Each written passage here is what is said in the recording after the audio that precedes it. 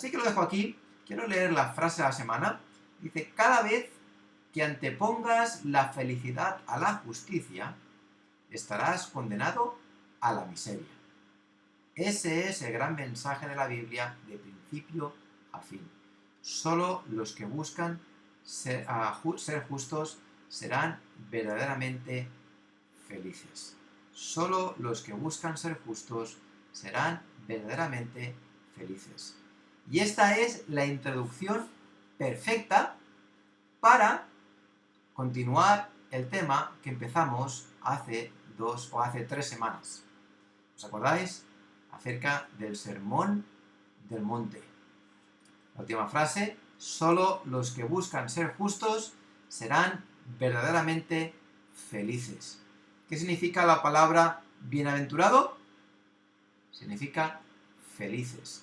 Así que solo aquellos que buscan la justicia van a encontrar la verdadera felicidad. Y ese era básicamente el tema central del Sermón del Monte. ¿Os acordáis? Capítulo 4, ¿no? Cuando Jesús está andando y las multitudes se empiezan a juntar, le empiezan a seguir y Jesús empieza a hablar acerca del Evangelio del Reino, las buenas nuevas del Reino. ¿Qué era esta buena nueva del Reino? Era básicamente dejar que Él reine en nuestro corazón, que Él sea el Rey de nuestro corazón. Y a continuación Él coge y se sienta en el monte y empieza a hablar a sus discípulos acerca de las bienaventuranzas. Y por capítulo 5, 6 y 7 encontramos este sermón tan precioso, el sermón del monte. Así que empezamos a ver acerca de las bienaventuranzas. Y en esta mañana llegamos al versículo 4, que dice, bienaventurados los que lloran, porque ellos recibirán consolación. Y dijimos que seguir el sermón del monte, obedecer el sermón del monte, era algo casi, si no imposible, por nuestras fuerzas. No podemos. Y realmente uno coge la Biblia y la lee, bueno, coge estos capítulos y los lee y realmente se hacen complicados. No podemos. Están demasiado altos. Y lo que pone de manifiesto es nuestra incapacidad para cumplirlos, así como su bondad para ayudarnos a vivir la vida cristiana. Hemos cantado, me guía Él nos guía y Él nos ayuda. Después hemos cantado también acerca del Espíritu Santo, que Él también nos guía. Y contamos con su ayuda para poder vivir la vida cristiana en victoria. Y por eso decíamos, ¿no? Como Pablo dice, todo lo puedo en Cristo que me fortalece. O cuando Jesús dice, separados de mí, nada podéis hacer. Y tenemos también el fruto del Espíritu. Estamos haciendo un poquito de repaso, ¿de acuerdo? Y cuán importante es reconocer nuestra incapacidad y a su vez reconocer su poder para suplir nuestra incapacidad. Y vimos hace 2 semanas acerca de ese bienaventurados los pobres en espíritu. Y como decía Martin Lloyd-Jones, para ser lleno, uno debe vaciarse. Para que yo pueda ser lleno del Espíritu, primero me tengo que vaciar de mí mismo. Me tengo que humillar. ¿Por qué está diciendo esto Jesús? ¿Por qué es por qué es esta la primera bienaventuranza? ¿Por qué? Porque la convicción siempre precede a la salvación. Es el primer paso. ¿Por qué tengo que ser pobre en espíritu? Porque me tengo que humillar. Me tengo que humillar delante de Dios para poder realmente encontrar la salvación. Es el primer paso. John MacArthur decía, la pobreza espiritual es vernos como realmente somos, perdidos, sin esperanza, impotentes. Lejos del Señor Jesucristo, todas las personas son espiritualmente miserables, sin importar su educación, riqueza, estado social, logros o conocimiento religioso. Y Martin Lloyd Jones otra vez decía, significa completa, o pobreza espiritual significa completa ausencia de orgullo, completa ausencia de seguridad y autosuficiencia en uno mismo. Significa tener plena conciencia de que no somos nada en la presencia de Dios. Por lo tanto, no es nada que podamos producir, nada que podamos hacer por nosotros mismos. Es darnos cuenta de la asombrosa realidad de que cuando estamos cara a cara con Dios, somos absolutamente nada. Eso es ser pobre en espíritu. Es poner las cosas en su sitio. Es presentarnos ante Dios con total humildad, reconociendo lo que Él es y reconociendo lo que yo soy. Él lo es todo, yo no soy nada. ¿Y qué resulta en esto? El resultado es que Él se lleva toda la gloria. Así que vimos también un poquito que las bienaventuranzas son progresivas. Así que la primera, obviamente, es esta que hemos hablado ahora, los pobres en espíritu, porque la humildad es el fundamento de toda gracia y a partir de aquí empieza a edificar. Ser pobre en espíritu refleja la actitud que deberíamos tener hacia nuestra condición de pecadores, lo que después nos debería llevar ¿a qué? A la siguiente bienaventuranza, que es llorar, y después a ser mansos y humildes, y después a tener sed de justicia, etcétera, etcétera. Así que, bienaventurados los que lloran. Bienaventurados los que lloran. Ahora, el primer punto sería una pregunta. De hecho, es que cada punto en esta mañana es una pregunta. ¿Llorar? ¿Llorar? ¿Por qué llorar? No es lo que uno esperaría. Feliz el que llora. Parece un poco contradictorio, ¿no? ¿Cómo puede ser una persona que está llorando feliz?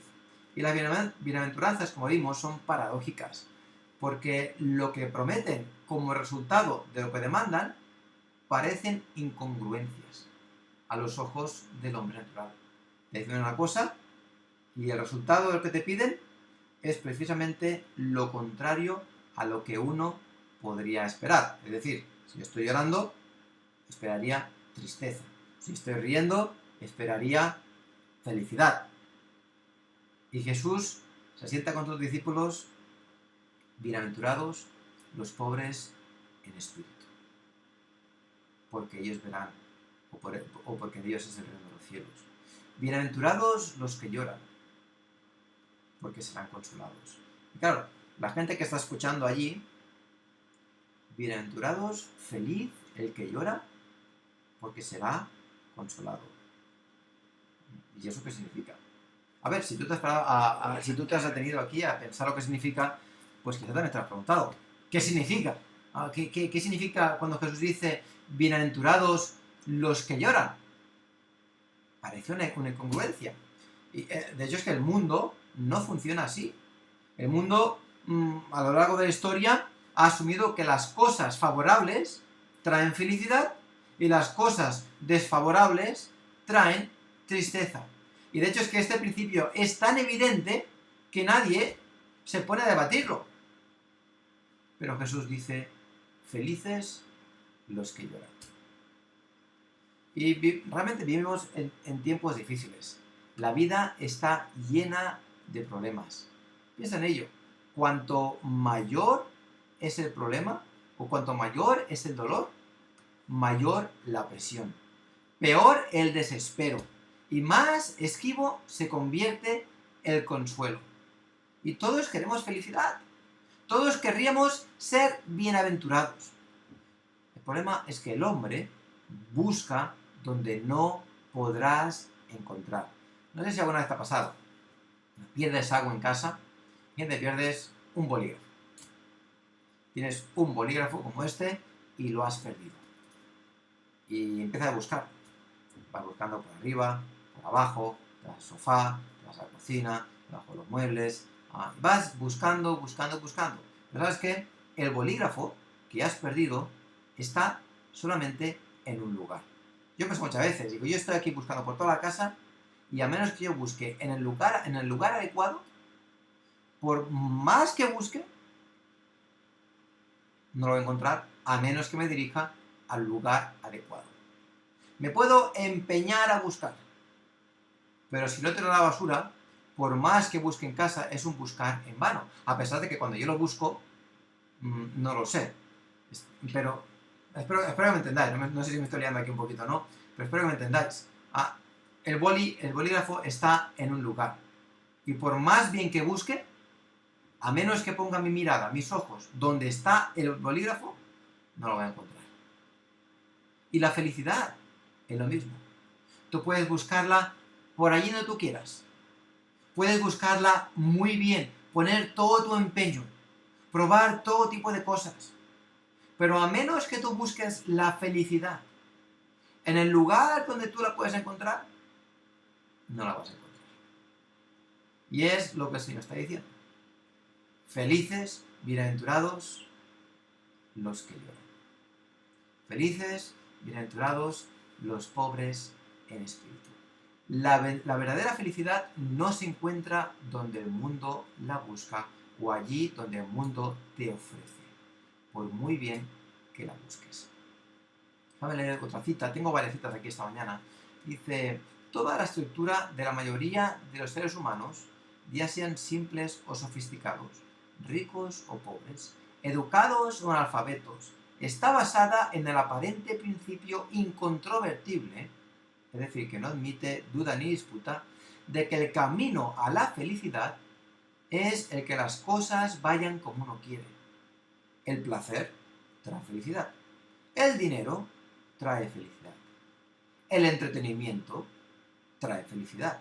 Y esto, fíjate, hoy en día, en esta situación en la que vivimos, el entretenimiento trae felicidad. Y esto te lo intentan vender por todas partes. ¿Sabes por qué? Porque no les queda más para vender. No puedes salir a la calle. Así que te intentan vender el entretenimiento. La fama y el elogio traen felicidad. La autoexpresión trae felicidad. Por otra banda, consideran ellos, evitar el dolor, los problemas, las decepciones, la frustración, las dificultades y otros problemas traerán también felicidad. Eso es lo que el mundo te vende. Eso es lo que el mundo propone. Pero eso no es verdad. Allí no encontrarás la felicidad. Jesús dice, bienaventurados los que lloran. Todo lo contrario a lo que el mundo te podría decir u ofrecer. Ahora, segundo punto. ¿Qué es llorar? ¿Qué es llorar? A ver, por supuesto, todos sabemos lo que es llorar. Todos hemos derramado lágrimas, llevados de sentimientos de tristeza o incluso de rabia. También hemos llorado de alegría.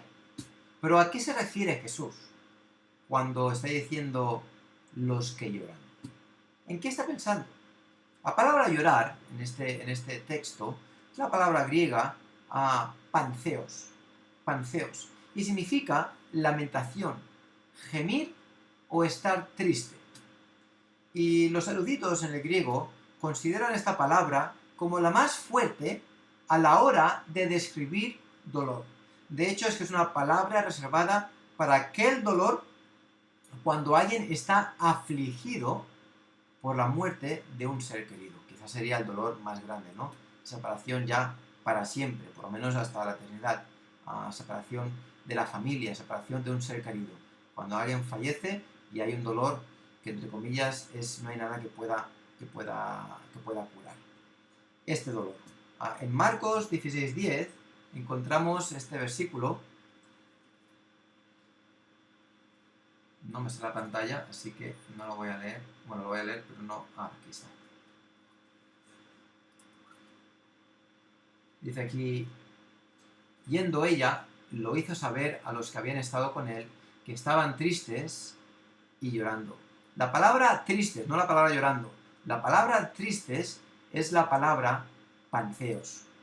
¿De acuerdo? Y es este dolor tan profundo, que estaban tristes, que estaban lamentándose, estaban realmente dolidos. Esta es la palabra que está usando Jesús aquí cuando dice bienaventurados los que lloran. Obviamente, no es lo que Jesús se refiere no es un llorar físico, sino que es un llorar espiritual. Las bienaventuranzas no hablan de cosas físicas, sino que hablan de una condición y una actitud espiritual. Así que Jesús está diciendo, bienaventurados los que están llorando con dolor físico porque algo ha ocurrido, o bienaventurados los que sufren porque alguien ha muerto, sino que está hablando de una lamentación, de un lloro, de una actitud espiritual.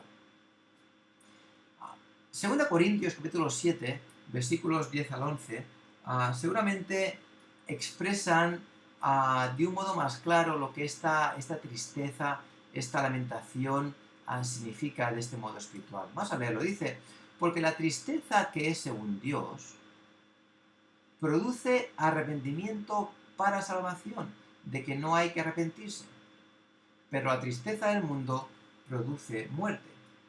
Porque he aquí esto mismo de que hayáis sido contristados según Dios, ¿qué solicitud produjo en vosotros? ¿Qué defensa? ¿Qué indignación? ¿Qué temor? ¿Qué ardiente afecto? ¿Qué celo y qué vindicación? En todo os habéis mostrado limpio en el asunto. Así que aquí, por supuesto, Pablo está hablando a los corintios en su segunda epístola, recordando lo que le recriminó en su primera epístola, acerca de este hombre que había pecado de un pecado inmoral grave y la iglesia pues no había hecho nada al respecto, y entonces pues en la primera epístola los recrimina y realmente pues hace unas advertencias y unas exhortaciones fuertes, una reprensión muy fuerte. Y después en su segunda epístola vemos cómo la iglesia respondió y su verdadero arrepentimiento. Y este arrepentimiento, este lloro, esta lamentación que produjo en ellos este deseo de reconducirse, es una tristeza, una lamentación espiritual. Y es quizás la explicación más clara, o una explicación muy clara, de lo que Jesús está viniendo a decir en esta bienaventuranza. Algo que compunge de tal modo el corazón que produce una tristeza espiritual. Bienaventurados los que lloran, porque ellos serán consolados. El único dolor o pena que trae vida espiritual y crecimiento es un dolor piadoso, dolor por el pecado, el cual lleva al arrepentimiento. Este dolor piadoso está ligado al arrepentimiento y el arrepentimiento está ligado al pecado. Esto es fundamental, es muy importante. Mi pecado, yo no puedo arrepentirme si no reconozco el pecado. Si no, ¿de qué me arrepiento? Yo no puedo ser salvo si no entiendo el problema del pecado. Si ese pecado no compunge mi corazón, no trae dolor, no me hace lamentar, yo tengo que darme cuenta de ello. Como la primera bienaventuranza deja muy claro, la entrada al reino de los cielos empieza siendo pobre en espíritu. Hace 2 semanas vimos de esto. Reconociendo nuestra total bancarrota espiritual. El único modo que una persona puede venir a Jesucristo es con las manos vacías, totalmente destituidos y suplicando la misericordia y gracia de Dios. Sin ese sentido de pobreza espiritual, nadie puede entrar en el reino, esta humillación. Y cuando entramos en el reino, nunca debemos perder ese sentido, sabiendo que nada bueno mora en nosotros, es decir, en nuestra carne. Pobreza espiritual lleva a un dolor piadoso. Los pobres en espíritu vienen a ser aquellos que lloran. Así que la primera bienaventuranza nos lleva a la segunda. Somos pobres en espíritu y en consecuencia lloramos porque nos damos cuenta de nuestro pecado, de nuestra bajeza. Ahora, ¿llorar? ¿Qué es llorar? Y número 3, ¿por qué llorar? ¿Por qué llorar? Y ya llevo diciendo varias pistas acerca del por qué llorar. Sabemos que lloramos o lamentamos físicamente como consecuencia de ¿qué? De haber experimentado algo que causa un dolor físico o emocional. Un niño cuando se cae pues, y se hace daño, pues lo normal es que llore. Se rasca, ve la sangre, la rascada, y lo primero que hace es llorar. ¿Como qué? Como una expresión de ese dolor físico que tiene. Un trabajo, cuando se pierde, cuando nos echan el trabajo, cuando algo ocurre, a veces pues también produce un dolor que nos hace llorar, como también puede ser a la muerte de un ser querido, como hemos visto antes. Así que lloramos como consecuencia de entender o percibir en lo más profundo de nuestro ser algo que nos causa un dolor intenso, un dolor profundo, digamos físicamente. Así que para poder lamentarnos espiritualmente o llorar espiritualmente, yo debo percibir, debo entender ese dolor espiritual. ¿Y quién produce ese dolor espiritual? Lo produce el pecado. Lo produce el pecado. Cuanto más leo yo la palabra de Dios, cuanto más entiendo yo la santidad de Dios, cuanto más conozco yo la naturaleza de Dios o la naturaleza divina, más me doy cuenta de mi bajeza, más me doy cuenta de mi pecado. Martin Lloyd-Jones da 3 motivos por los cuales hoy en día no se encuentra este llorar en la iglesia.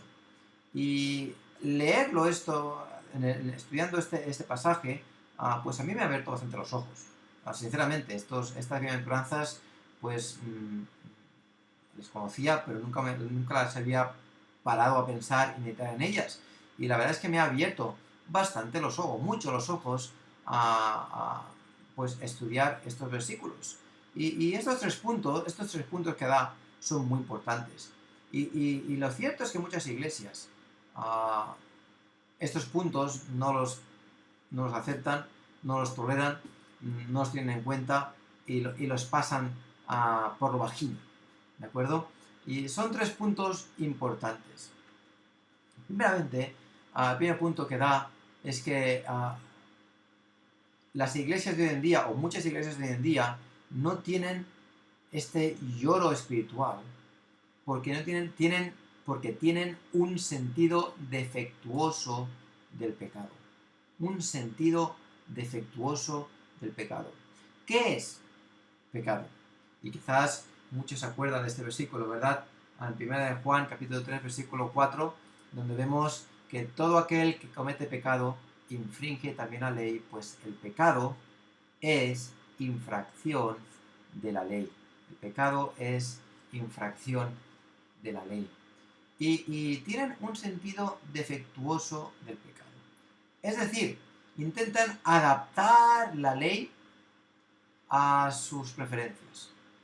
Intentan interpretar la ley a su modo para poder escapar con nuestra opinión. La ley dice esto, pero bueno, vamos a interpretarla de este modo y así yo puedo hacer lo que yo quiero. Bueno, eso era aplicable hace 2 años. Mejor, 2 años no. Hace 200 años, hace 500 años, hace 1000 años, o en la época en la que se escribió. Pero hoy en día ya no, esto ya se ha pasado. Y cogemos la ley de Dios, la ley que Dios ha establecido, y la ponemos bajo la cultura, o bajo la era en la que vivimos. Y entonces, como que no coinciden, obviamente, pues en vez de adaptarnos a lo que la ley de Dios dice, pues la intentamos amoldar a la cultura y vivimos entre 2 aguas. Y su concepto de pecado, su sentido de pecado es totalmente defectuoso. Y más adelante hablaremos un poco de ello. Número 2, tienen también una doctrina defectuosa del pecado. Una doctrina defectuosa del pecado. Intentan minimizar el impacto del pecado en la vida sin darle importancia, o sin darle la importancia que requiere. Enfatizamos, por ejemplo, la gracia de Dios, pero minimizamos el pecado del hombre. Enfatizamos el amor de Dios y minimizamos su santidad. De este modo nos encontramos con un Dios que, bueno, que pasa por encima del pecado. Pues Él quiere lo mejor para su pueblo. Y la doctrina del pecado es defectuosa. Y esto se ilustra muy bien con la historia del profesor peregrino. Lo mencioné también antes. Este hombre llevaba ese peso del pecado en sus hombros. Y a diferencia de otros muchos que se acercan a él, no tenían ese peso del pecado. ¿Por qué? Porque su pensamiento, su doctrina sobre el pecado era muy distinta.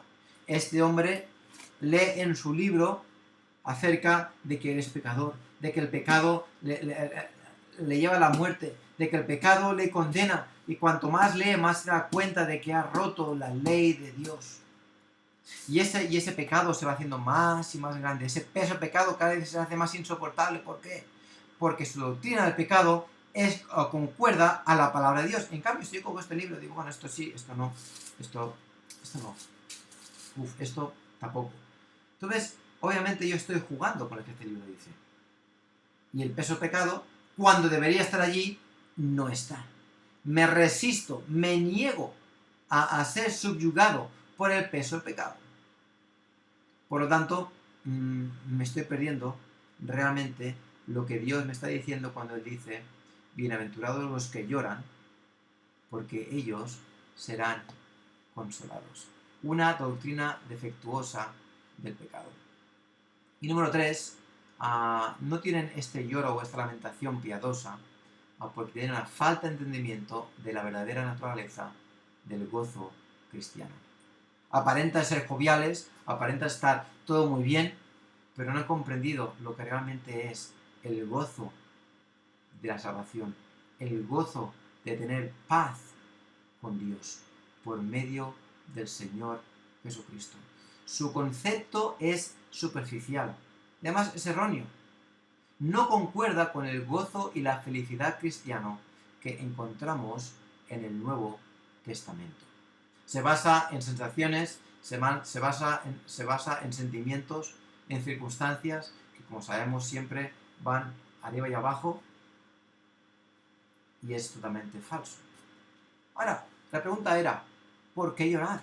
¿Por qué tengo yo que llorar? Porque es la reacción natural al ser expuestos y aceptar la luz del Evangelio. Es la respuesta adecuada al dolor espiritual. ¿Por qué debo yo llorar espiritualmente? Porque entiendo mi condición espiritual. Esa es la razón por la cual yo debo llorar. Cuando la luz vino a este mundo y yo soy iluminado con la luz del Evangelio y yo acepto esa luz, yo veo realmente la condición en la que me encuentro y lloro. Es como cuando alguien va al médico y le da malas noticias, algo realmente grave. Pues la primera reacción muy posiblemente sea llorar, porque llega al fondo del corazón, duele. Es el darse cuenta de la condición real. En 2 de Reyes, capítulo 22, versículo 11, dice: y cuando el rey hubo oído las palabras del libro de la ley, rasgó sus vestidos. Cuando Josías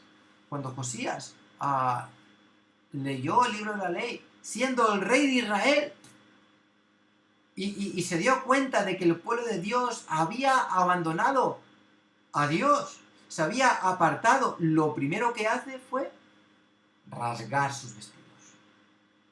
¿Por qué? Porque era un lloro piadoso. Estaba lamentándose. ¿Sabes qué ocurre cuando uno se lamenta ante Dios? Como dice el Salmo 51:17. Los sacrificios de Dios son el espíritu quebrantado. Al corazón contrito y humillado no despreciarás tú, oh Dios. La convicción siempre precederá a la conversión. Muchos quieren tener ese gozo cristiano sin la convicción del pecado. Y eso no funciona así. Uno no puede tener verdadero gozo cristiano sin antes pasar por la convicción. No les gusta la doctrina del pecado, se oponen a ella y la quitan de allí. Y pretenden vivir vidas cristianas llenas. Pretenden alabar a Dios. Pretenden adorarle. Pretenden ser buenos cristianos. Sin pasar por la convicción del pecado. Y eso es literalmente imposible. Va en oposición a lo que Jesús decía: bienaventurados los que lloran, porque ellos serán consolados. Como veremos al final, ¿quién es consolado? Solo aquellos que lloran. De otro modo, no puedes ser consolado. Si tú ya eres feliz, ¿de qué vas a ser consolado? Para poder ser consolado, tienes antes que estar llorando. ¿Y por qué lloras? Porque te das cuenta de tu pecado. Te das cuenta de tu condición de pecador. Cuanto más conoces a Dios, más para abajo te vienes. Así que la convicción siempre precede a la conversión. Aquellos que se van a convertir y aquellos que desean realmente ser bienaventurados son los primeros que lloran. ¿Y qué dice? Número 4. ¿Qué dice el Nuevo Testamento al respecto? Ahora, aquí es algo que me impactó bastante y que me ha hecho mucho sentido, ¿de acuerdo? El primer ejemplo que tenemos es la persona del Señor Jesucristo. Él es nuestra meta. Él es nuestro ejemplo, nuestro maestro. Debemos crecer a su imagen y debemos seguir sus pisadas. Por lo tanto, mirar a su persona es lo primero que debemos hacer. Y podemos notar que en todo el registro del Nuevo Testamento no vemos nunca al Señor Jesús reír. Nunca ríe. En cambio, le vemos llorar. Ahora, no quiere decir que Jesús no se riese. Supongo que se reiría. Pero está claro que el énfasis que da la Biblia, es que Jesús no era esta persona jovial que a veces la gente lo quiere pintar. Y ahí es como que a mí se me han abierto un poco los ojos. Precisamente el domingo pasado vi una obra de teatro que me gustó, estaba bien, pero lo pintaba como alguien jovial. Y no digo que esté mal, por así decirlo, pero posiblemente no sea la imagen que la Biblia y que por supuesto Dios, como un libro inspirado de Dios, quiera mostrar del Señor Jesucristo. Siendo ser que en el Nuevo Testamento Jesucristo no aparece riendo, la persona de Cristo aparece más como una persona sobria, una persona cuya mirada, cuyos pensamientos, cuyo corazón está puesta más en la realidad espiritual que en la realidad física. Y que cierto, seguramente reiría, pero número uno para él era la sobriedad. Y así como él no reía, sí que vemos que Jesús lloraba. Lloró sobre la tumba de Lázaro y lloró sobre Jerusalén. ¿Qué es lo que motivó a Jesús a llorar? Y eso lo veremos un poquito más adelante, pero piensa en ello. No veremos a Jesús llorar, a reír, lo vemos llorando. Ahora, el segundo ejemplo que tenemos es la persona de Pablo. Por supuesto, si alguien tiene algo que decir acerca de esto, sería Pablo, que es el que más escribe. Casi todas, o la gran mayoría de epístolas son de Pablo, y gracias a Dios por sus epístolas, qué bendición son tenerlas en nuestras manos. Y si yo tengo que seguir a Jesús, pues por supuesto, otra persona a seguir sería a la figura de Pablo, los apóstoles. Y de hecho es que a fin de cuentas debemos seguir a cualquier hombre de Dios a lo largo de la historia de la humanidad, seguir su ejemplo. Pablo mismo le decía en 1 Corintios 11:1, cuando dice: sed imitadores de mí, así como yo de Cristo. Y en el capítulo 7 de Romanos encontramos la lucha que Pablo experimentaba en su interior. Y de hecho es que este pasaje es clave y es maravilloso que Dios haya decidido escribirlo a través de Pablo en esta epístola. Cuánta luz, cuánta paz, cuánta dirección dan estos versículos en el capítulo 7. Hasta llegar al capítulo 24, al versículo 24, donde encontramos estas palabras: miserable de mí, ¿quién me librará de este cuerpo de muerte? Miserable de mí, ¿quién me librará de este cuerpo de muerte? Fíjate, conocemos bien el pasaje, lo mencionamos a menudo, de que Pablo está en esta situación en la que él está luchando, él se da cuenta que hace lo que no quiere y lo que quiere no lo hace. Y al final de toda su conversación, sus pensamientos, llega a esta conclusión: miserable de mí, ¿quién me librará de este cuerpo de muerte? Un cristiano es aquel que dice junto a Pablo: miserable de mí, ¿quién me librará de este cuerpo de muerte? Aquí vemos que para poder exclamar esta expresión, para poderla decir, uno tiene que haber primeramente entendido el problema del pecado. Fíjate la lucha de Pablo: miserable de mí. Para poder decir eso, es que ha entendido lo que ocurre en su corazón. Ahora hay quienes argumentan que este pasaje fue una época de Pablo. Una época en la que él estaba luchando con la carne y que finalmente venció, y que cuando venció, pues estos versículos ya no se aplicaban. Pero si eso fuese así, que no es, ¿cómo explicaríamos después estos versículos? Romanos 8:23, cuando dice: y no solo ella, sino que también nosotros mismos, que tenemos las primicias del Espíritu, fíjate, nosotros mismos, que tenemos las primicias del Espíritu, nosotros también gemimos dentro de nosotros mismos, esperando la adopción, la redención de nuestro cuerpo. Y después en 2 Corintios capítulo 5, versículos 2 y 4 dice: y por esto también gemimos, deseando ser revestidos de aquella nuestra habitación celestial, pues así seremos hallados vestidos y no desnudos.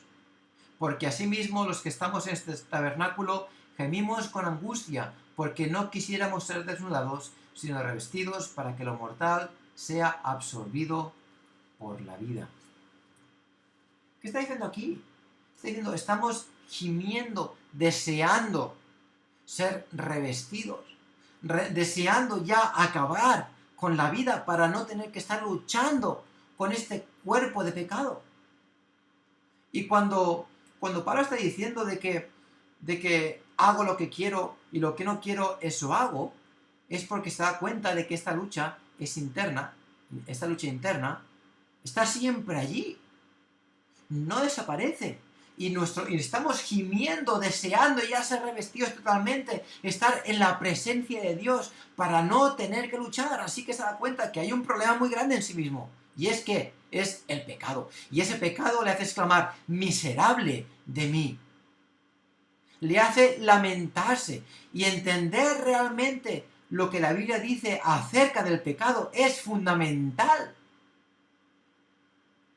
para lamentarse, para llorar. De otro modo, ¿por qué voy a llorar? ¿De qué me voy a lamentar? Así que esto no es algo que ocurre solamente al principio de mi vida cristiana, cuando yo me doy cuenta que soy pecador y que me arrepiento y voy a Cristo, sino que es algo que perdura para siempre, no por un tiempo, sino para siempre, hasta el momento en el que estoy en la presencia de Dios. Así que es algo que perdura a lo largo de toda mi vida terrenal. Así que, ¿por qué hay que llorar y lamentar? Quinto punto, quinta pregunta. ¿Por qué hay que llorar y lamentar? Número 1. Por nuestros pecados. Por nuestros pecados. Las bienaventuranzas, como bien dijimos, empiezan con negativos. Bienaventurados los pobres en espíritu, los humildes. Como decíamos, es necesario que me vacíe para que yo pueda ser llenado. Es como se me ocurre ahora, como esa señal en el metro. Dejen salir antes de entrar, o para entrar, dejen salir primero. Antes de que yo pueda ser lleno del espíritu, tengo que vaciarme. Vaciarme de mí mismo. Cuando me miro cara a cara en el espejo. Cuando me miro cara a cara con el Señor. ¿Qué es lo que tengo que ver? Tengo que ver mi pecado. No puedo dejar de ver lo miserable que yo soy. Bienaventurados los que lloran. Y esto lo mencioné hace unas semanas acerca de estas reuniones donde la gente se reúne y empiezan a llorar, empiezan a tirarse al suelo. Y el único motivo por el que eso debe ocurrir no es un sensacionalismo, que es lo que ocurre en estas reuniones, la mayoría de reuniones. La gente llora y aleluya y gloria a Dios. La única razón por la cual eso debe ocurrir, y eso ocurre de verdad, es cuando yo estoy cara a cara delante de la presencia de Dios, porque percibo su santidad y me doy cuenta de mi pecado. Y lo único que puedo hacer es arrodillarme, caer de bruces al suelo y llorar. Como ese publicano que no osaba siquiera levantar las manos a Dios, sino que lloraba y clamaba a Dios: ten misericordia de mí. En los avivamientos en el pasado es lo que ocurría. La gente, aquellos que eran tocados por la presencia de Dios, lo que hacían era arrodillarse, caer al suelo y llorar, pedir misericordia. ¿Por qué? Porque se daban cuenta de su pecado.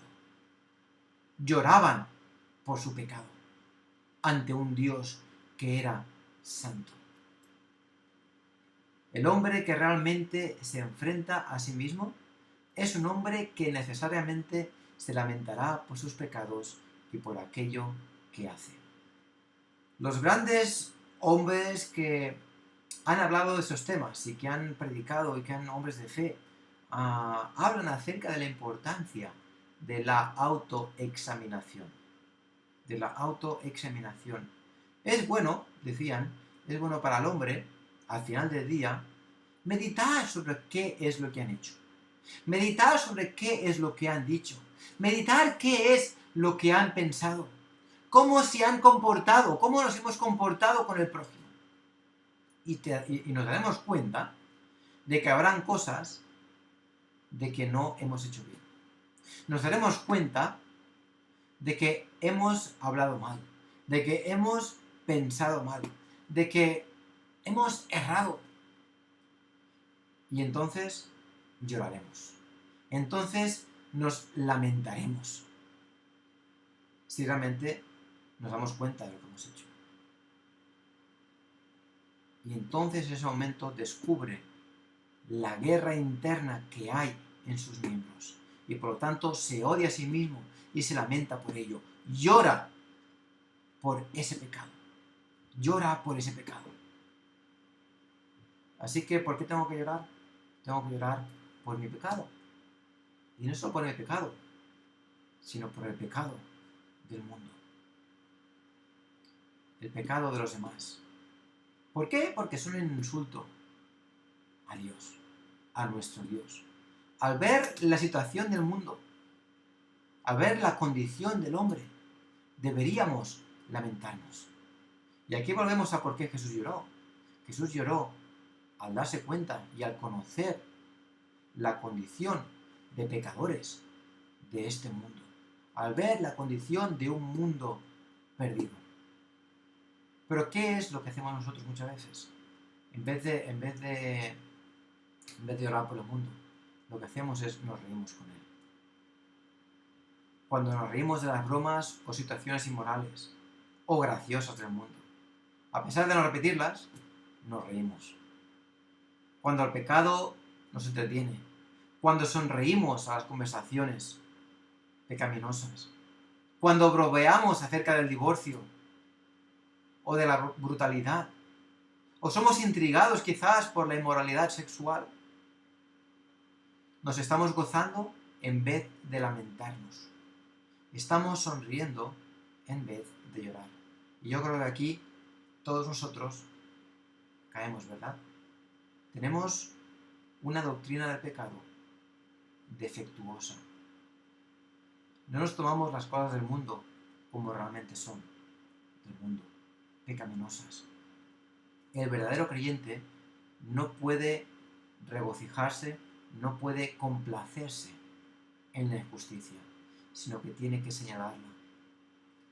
John MacArthur dice: gran parte de la iglesia de hoy en día tiene un sentido defectuoso al pecado, el cual se refleja en un sentido del humor defectuoso, cuando incluso sus miembros hacen de la iglesia el blanco de sus chistes, o toman con ligereza sus creencias y ordenanzas, caricaturan a sus líderes como ineptos o payasos y toman sus estándares de pureza y justicia como centro de sus bromas. La iglesia tiene una gran necesidad de cambiar su risa por lloro. Yo creo que todos aquí tenemos muchas cosas que cambiar. Y nuestra oración debería ser ver las cosas como Dios las ve. Señor Jesucristo no ría, o por lo menos así nos lo muestra la Biblia. El Señor Jesucristo lloraba. Lloraba por la condición pecadora del hombre. Quiera el Señor darnos ese corazón sobrio para ver nuestra condición y para ver la condición del hombre. Así que la marca de una vida cristiana madura no es vivir sin pecado. Eso está reservado para el cielo. Sino que es una realización, un darse cuenta creciente de nuestro pecado. De darme cuenta más y más y más de cuán pecador soy. Número 6. ¿Cuál es el resultado de llorar o lamentar? ¿Y qué decía Mateo 5:4? Bienaventurados los que lloran, porque ellos recibirán consolación. Ellos recibirán consolación. No somos consolados por llorar, sino que somos consolados por Dios cuando lloramos por el pecado. Martin Lloyd-Jones dice: el hombre que realmente llora debido a su estado pecaminoso es un hombre que se arrepentirá. De hecho, ya se está arrepintiendo. Y el hombre que se arrepiente como resultado de la obra del Espíritu Santo sobre él es el hombre que ciertamente será guiado hacia el Señor Jesucristo, habiendo visto la profundidad de su pecado y desesperación. Busca por un Salvador y lo encuentra ¿en quién? Lo encuentra en Cristo. Nadie puede realmente conocerle como Salvador personal y Redentor a menos que primero haya conocido lo que es llorar. Solo aquel que puede decir: miserable de mí, ¿quién me librará de este cuerpo de muerte?, puede decir el siguiente versículo que dice: gracias sea a Dios por Jesucristo, Señor nuestro. Y esta es la verdadera consolación. Que a pesar de ser como somos, a pesar de ser tan pecadores, Cristo es nuestro Salvador. Mateo 11:28 dice: venid a mí todos los que estáis trabajados y cargados, y yo os haré descansar. Y qué bendición darnos cuenta cada día de que es cierto, somos pecadores, de que es cierto, somos horribles. Pero allí donde el pecado abundó, sobreabundó la gracia. Y no está mal reconocer que somos pecadores. ¿De qué sirve negarlo si lo somos? Dios dice que aquellos que reconocen que son pecadores reciben consolación. Aquellos que lloran, aquellos que lloran se lamentan espiritualmente de reconocerse tal y como son. Dice, serán consolados. Pablo les reconoce, miserable de mí. ¿Quién me librará de este cuerpo de muerte? Y después dice, gracias doy a Dios por Jesucristo, Señor nuestro. Y eso es lo que trae consolación. Y cuando uno entiende este proceso, pues ahora puedo entender mejor lo que dice Romanos también, que pues diremos, perseverarnos en pecado, claro. Si yo pienso,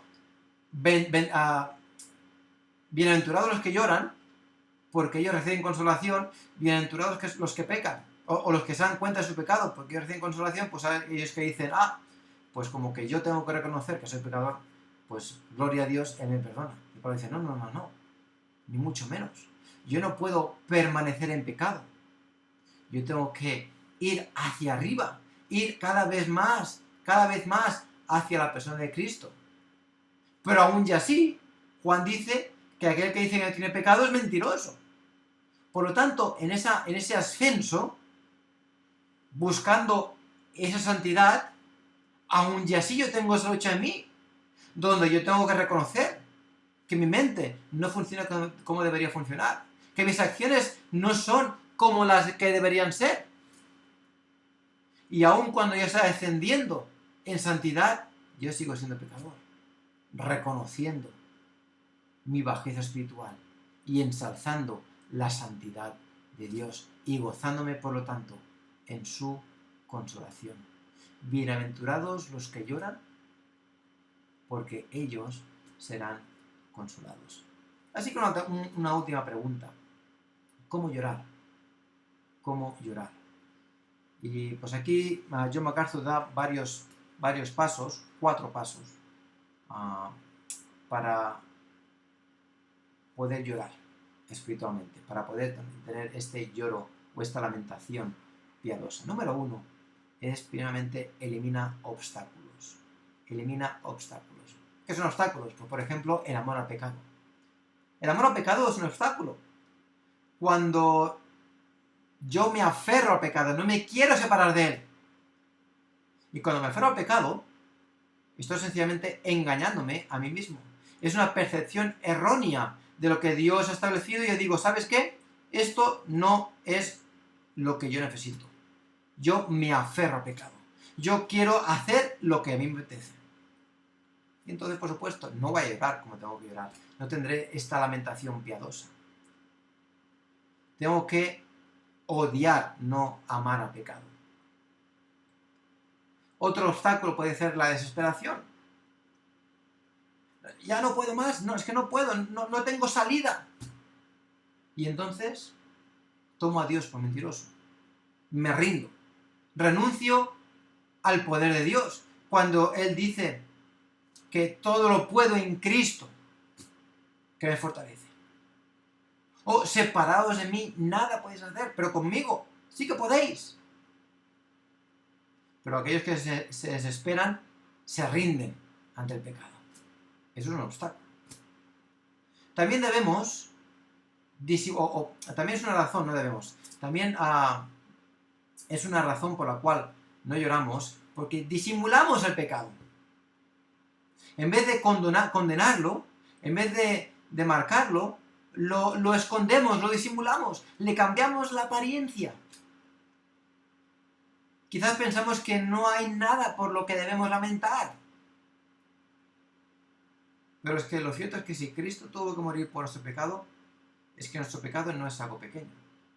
No es algo que podamos disimular, no es algo que podamos esconder. ¿Cómo llorar? Eliminando obstáculos, disimulando el pecado, o dejando de simular el pecado. Quizás la presuntuosidad, el orgullo. Debemos reconocer la necesidad de gracia. A veces pensamos, bueno, no es tan grande el pecado, es una cosita pequeñita y no es tan importante. Y no hace falta que Dios nos perdone tanto. Por tanto, ese pecado no es tan importante, no tengo ni siquiera que confesarlo. Él ya sabe cómo coba, ¿no? Y es como que no somos tan malos. Así que no tengo que ni confesarlo ni arrepentirme por él. ¿Cómo voy yo a llorar piadosamente? Otra razón, procrastinar, dejarlo para otro día, indefinidamente. Y se va alargando. Pero Jesús dice, bienaventurados los que lloran, bienaventurados los que reconocen su condición ante este Dios santo y perfecto.